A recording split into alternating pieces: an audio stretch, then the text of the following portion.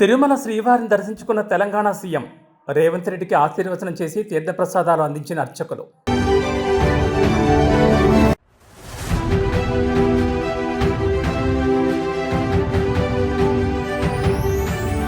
మాట నిలబెట్టుకున్న AP deputy CM, కోనసీమలో అభివృద్ధి పనులకు శ్రీకారం.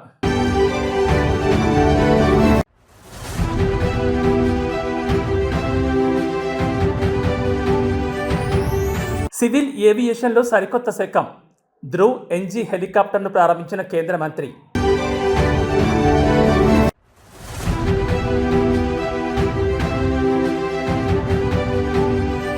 వైకుంఠ ఏకాదశి సందర్భంగా ఉత్తర ద్వార దర్శనాలు, తెలుగు రాష్ట్రాల్లోని ప్రముఖ ఆలయాల్లో ప్రత్యేక పూజలు.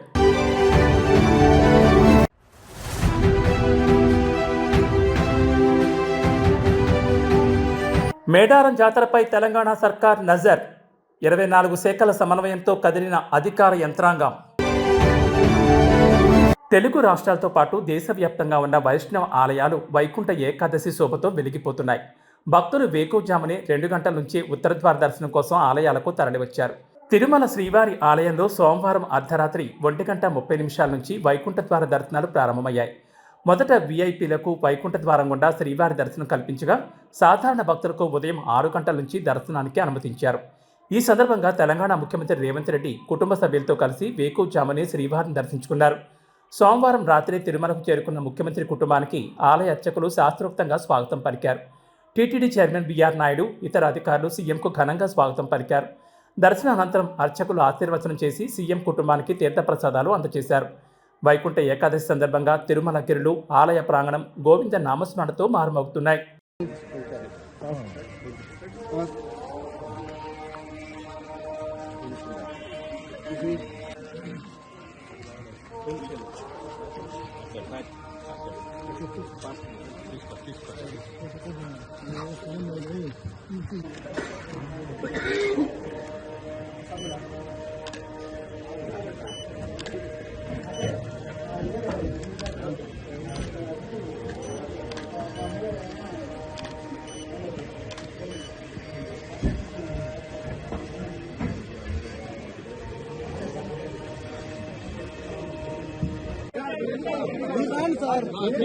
సార్ మీరు జరగాలి సార్, మాకు తెలుసు.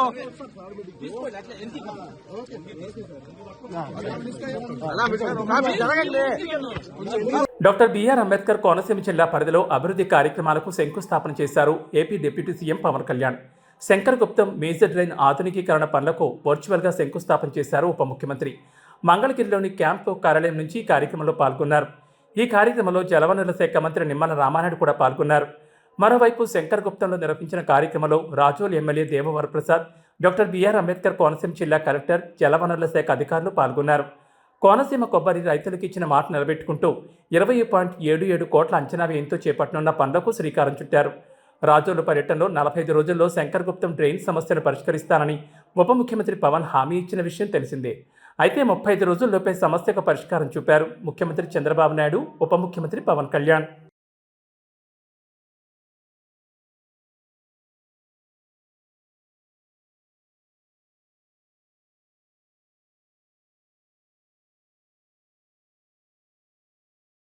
సివిల్ ఏవియేషన్ మార్కెట్లో మరో విప్లవాత్మక పరిణామం చోటు చేసుకుంది.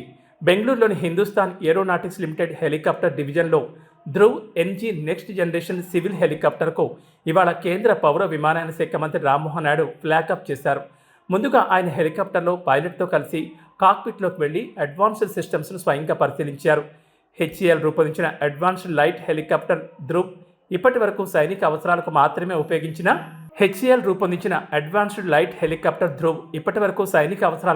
ఉపయోగించగా, తాజాగా దాని నెక్స్ట్ జనరేషన్ వెర్షన్ను సివిల్ ఆపరేటర్ల అవసరాలకు అనుగుణంగా అప్గ్రేడ్ చేసి ప్రారంభించారు.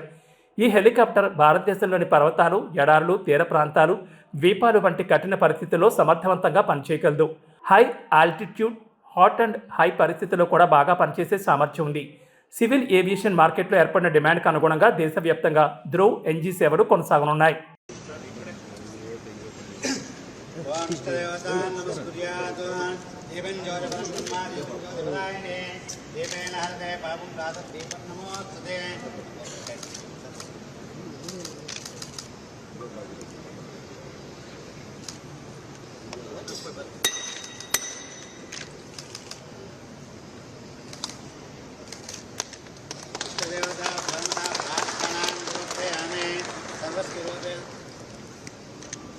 सर्वस्वरूपेर्वेशे सर्वेक्रमन्दे तयोज्यस्त्राहिणो देवे दुःखे देवे नमोस्तुते लक्ष्मीं क्षीरसमुद्रायां श्रीरङ्गदामेश्वरीं दासे भूतनमस्तुदेवनतां लोकैकदीपाङ्कुरां श्रीमन्मन्दकटाक्षरब्रह्मेन्द्रगङ्गाधरां ओं महादेव्यै च विद्महे.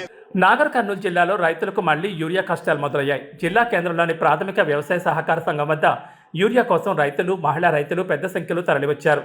తెల్లవారుజాము నుంచే ఎముకలు కొరికే చలిని కూడా లెక్క చేయకుండా క్యూ లైన్లలో నిలబడాల్సిన పరిస్థితి ఏర్పడింది. పంటలకు యూరియా వేయాల్సిన సమయం కావడంతో డిమాండ్ పెరిగింది. అయితే అధికారుల వద్ద ఉన్న నిల్వలు తక్కువగా ఉండడంతో అందరికీ యూరియా అందుతుందో లేదో అన్న ఆందోళన రైతుల్లో వ్యక్తమవుతోంది.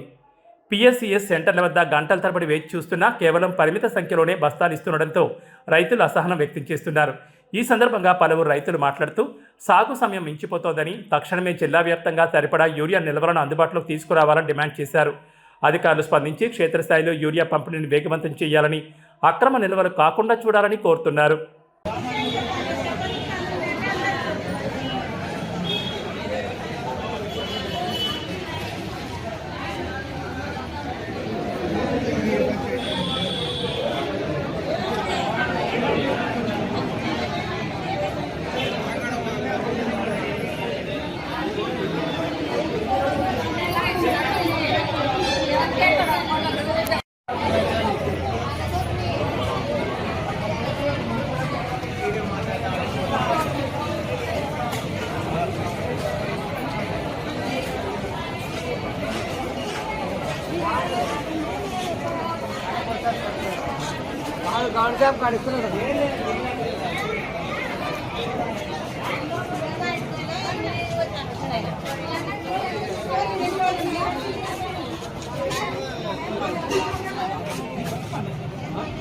రైతుల కోసం ఇంత అయింది.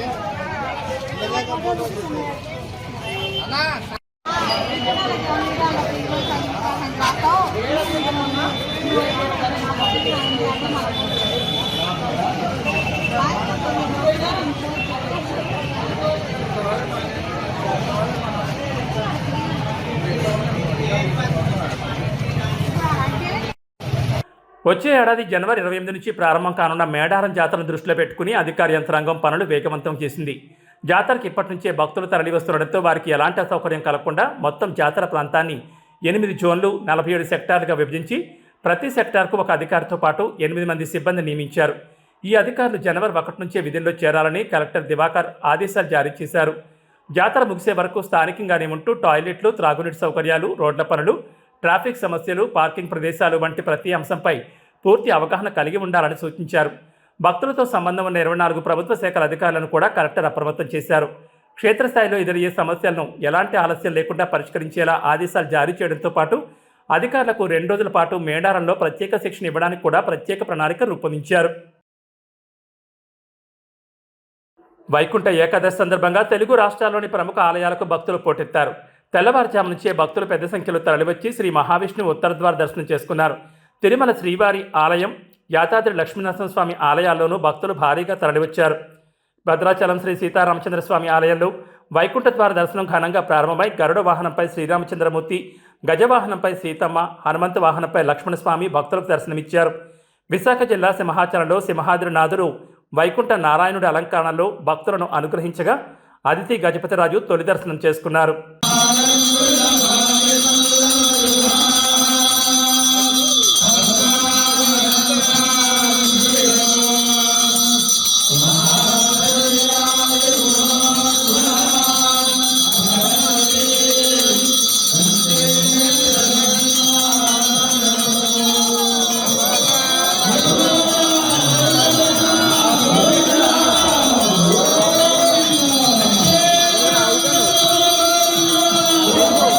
నగరికి సరి అయి వెలసిన వరశ్రీ గోదాపురమధ్యంబుల తరవులు మెరయగా పరమాంనాయము బ్రహ్మను పలుకగా అరవిందాస్త్యులు హారతిలివ్వగా సరసిజ వదనలు సరుపగా నాట్యం బాడగా అద్భుతంగా చాలా వైభవంగా స్వామివారి యొక్క ముక్కోటి ఏకా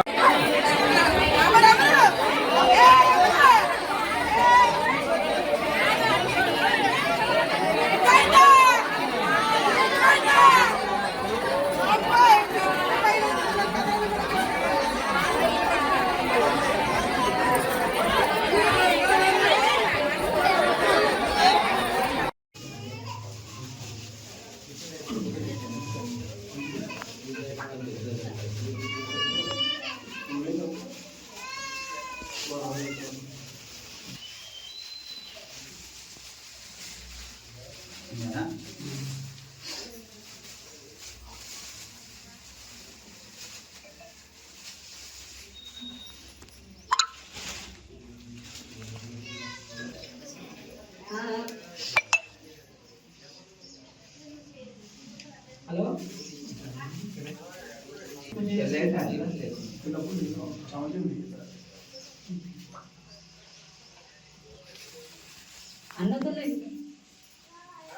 అన్న దగ్గర ఉంది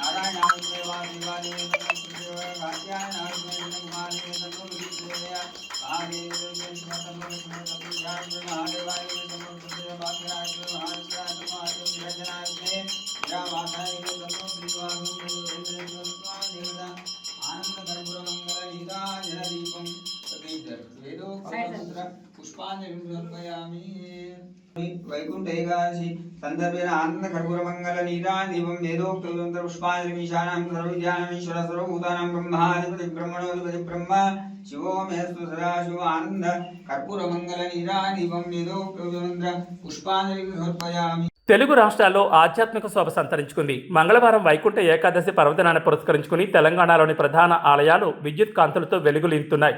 నేడు శ్రీ మహావిష్ణువు ముక్కోటి దేవతలతో కలిసి భూలోకానికి విచ్చేసి భక్తులకు దర్శనమిస్తారని ప్రతీతి. స్వామివారిని ఉత్తర ద్వారం ద్వారా దర్శించుకునేందుకు లక్షలాది మంది భక్తులు తరలిరానున్నారు. ముక్కోటి ఏకాదశి సందర్భంగా రాష్ట్రంలోని భద్రాద్రి, యాదగిరిగుట్ట వంటి ప్రసిద్ధ వైష్ణవ క్షేత్రాలు రంగురంగుల విద్యుత్ దీపాలు, సుగంధభరిత పుష్పాలతో అత్యంత సుందరంగా ముస్తాబయ్యాయి. భక్తులకు స్వాగతం పలుకుతూ ఆలయ రాజగోపురాలను, ప్రాకారాలను అలంకరించారు. తోపులాటలు జరగకుండా పెద్ద సంఖ్యలో పోలీసు బలగాలను మోహరించారు. నిరంతర పర్యవేక్షణ కోసం సీసీ కెమెరాలను ఏర్పాటు చేశారు. వైకుంఠ ఏకాదశి వేడుకలకు యాదగిరిగుట్ట లక్ష్మీనరసింహస్వామి దేవస్థానం, పాతగుట్ట ఆలయం ముస్తాబైంది. నేడు ఉదయం 5:30 గంటలకు స్వామివారి ఉత్తరద్వార దర్శనాన్ని వైభవంగా ప్రారంభించారు. అలాగే హైదరాబాద్ నగరంలోని ప్రధాన వైష్ణవ ఆలయాలు విద్యుత్ దీపాల వెలుగుల్లో కాంతులింతున్నాయి.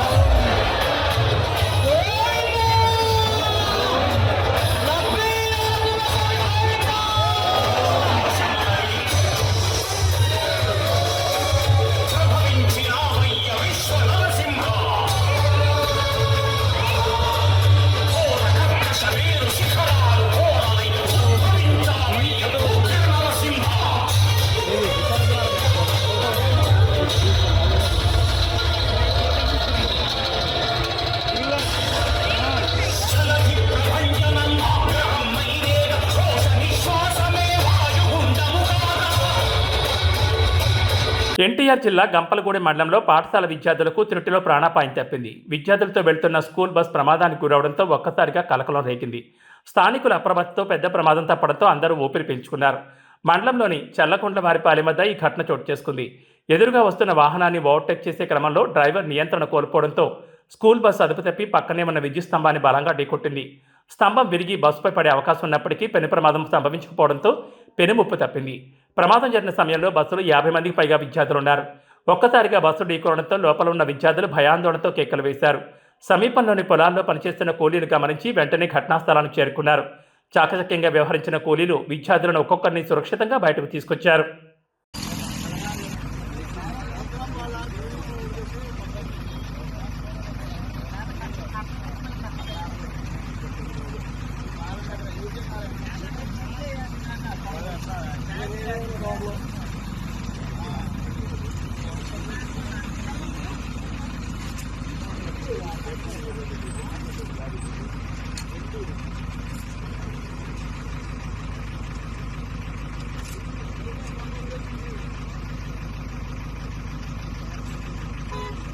అద్దెకుంటున్న ఇంటి యజమానురాలిని నగల కోసం అతి కిరాతకంగా హతమార్చిన భయానక ఘటన నగరంలోని నాచారం పోలీస్ స్టేషన్ పరిధిలో చోటు చేసుకుంది. సిఐ ధనుంజయ కథనం మేరకు మల్లాపూర్ పరిధిలోని బాబానగర్లో భర్త కుమారుడు మరణించడంతో సూర్యరెడ్డి సుజాత ఒంటరిగా నివసిస్తున్నారు. ఈ క్రమంలోనే ఆంధ్రప్రదేశ్లోని కోనసీమ జిల్లా పేరవల్లి మండలం పరిధిలోని కొత్తపల్లికి చెందిన అంజిబాబు డ్రైవర్గా పనిచేసేందుకు నగరానికి వచ్చాడు. 2 నెలల క్రితం సుజాత ఇంట్లో అద్దెకు దిగాడు. అప్పటి నుంచి అంజికి ఆమె ఒంటిపై ఉన్న నగలపై కన్నుపడింది.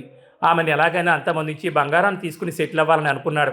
కాగా ఈ నెల 19న రాత్రి గుట్టుచప్పుడు కాకుండా సుజాత గొంతును బలంగా నులిమి హత్య చేశాడు. ఆ తర్వాత ఆమె ఒంటిపై ఉన్న 11 తులాల బంగారాన్ని తీసుకుని మృతదేహాన్ని ఇంట్లోనే వదిలి లాక్ చేసి వెళ్ళిపోయాడు. చేసిన హత్య గురించి కండబెరడోని స్నేహితుడు యువరాజు, అమలాపురం మండలం వేమవరం చెందిన స్నేహితుడు దుర్గారావుకు చెప్పి సొంతూరు వెళ్ళిపోయాడు. ఆ తర్వాత ఈ నెల 20న ముగ్గురు కారును అద్దెకు తీసుకుని మల్లాపూర్ చేరుకున్నారు. సుజాత మృతదేహాన్ని కారులో తీసుకెళ్లి కోనసీమ జిల్లాలోని కృష్ణలంక వద్ద గోదావరి నదిలో విసిరేశారు. ఆ తర్వాత తమకేమీ తెలియనట్లు సైలెంట్గా ఉన్నారు. అయితే మొయినాబాద్లో నివసిస్తున్న సుజాత చెల్లెలు సువర్ణలత ఈ నెల 24న సోదరి ఇంటికి వచ్చారు. సుజాత కనిపించకపోవడంతో పోలీసులకు ఫిర్యాదు చేశారు. ఈ మేరకు కేసు నమోదు చేసుకుని విచారణ చేపట్టిన పోలీసులు అద్దెదారుడైన అంజిబాబు కనిపించకపోవడాన్ని గమనించి అతన్ని అదుపులోకి తీసుకున్నారు. తమదైన స్టైల్లో విచారించగా అతడు తానే సుజాతను హత్య చేశారని ఒప్పుకున్నాడు.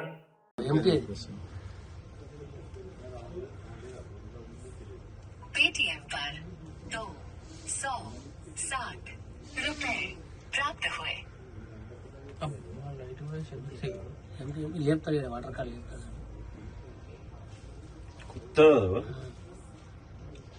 ఈడు అదే బ్యాచ్ అన్న. 100% అదే గ్యాంగ్ అన్న. ఈడు అలా తెలిసాడు గోల్డ్ గ్యాంగ్.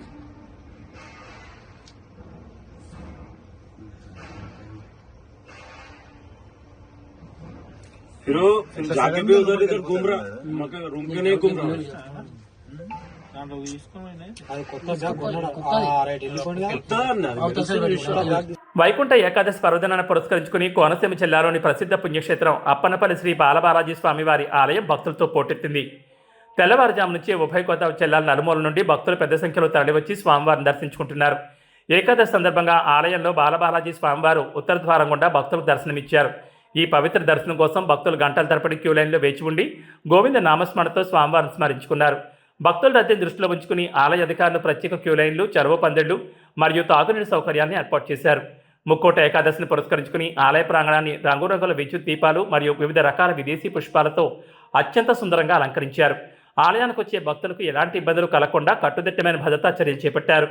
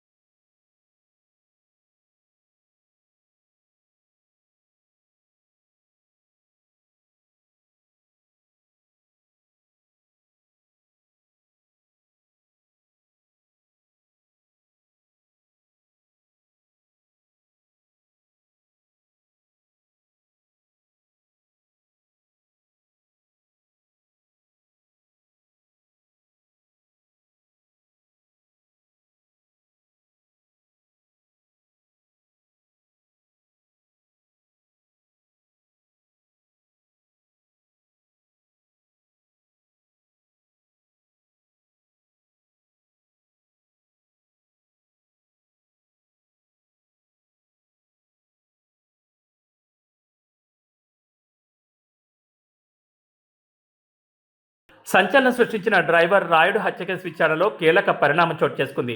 జనసేన బహిష్కృత నాయకులు శ్రీకాళహస్తి మాజీ ఇన్ఛార్జ్ కోట వినిత, ఆమె భర్త చంద్రబాబు నేతృత్వంలో ఈ హత్య జరిగినట్లు ఆరోపణలు వచ్చాయి. ఈ కేసులో కోట వినితకు మద్రాస్ చీఫ్ సెషన్స్ కోర్టు గత కొద్ది నెలల క్రితం బెయిల్ మంజూరు చేసింది. అయితే ప్రతిరోజు ఉదయం 10 గంటలలోపు C3 7 వెల్స్ పోలీస్ స్టేషన్లో సంతకం చేయాలని షరతు విధించింది. ఈ క్రమంలో కేసును చెన్నై 7 హిల్స్ పోలీసులు రంగంలోకి దిగి లోతుగా దర్యాప్తు చేస్తున్నారు. విచారణలో భాగంగా కోట వినిత ఇచ్చిన వాంగ్మూలం ఆధారంగా జనసేన కార్యకర్తలు పేట చంద్ర, పేట చిరంజీవులను పోలీసులు విచారిస్తున్నారు. అయితే మృతుడు రాయుడు మరణానికి ముందు తీసుకున్న ఒక సెల్ఫీ వీడియో ఇప్పుడు ఈ కేసులో కీలకంగా మారింది.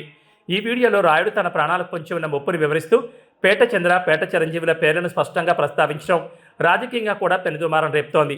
ఈ క్రమంలో కోట వినుత పోలీసులు ఎదుట సంచలన ఆరోపణ చేశారని తెలుస్తోంది. ఈ హత్య వెనుక కేవలం తమ ప్రమేయం కాకుండా స్థానిక టీడీపీ నాయకులు ఎమ్మెల్యే బొజ్జల సుధీర్ రెడ్డి హస్తం కూడా ఉందని ఆమె వాదించారని సమాచారం.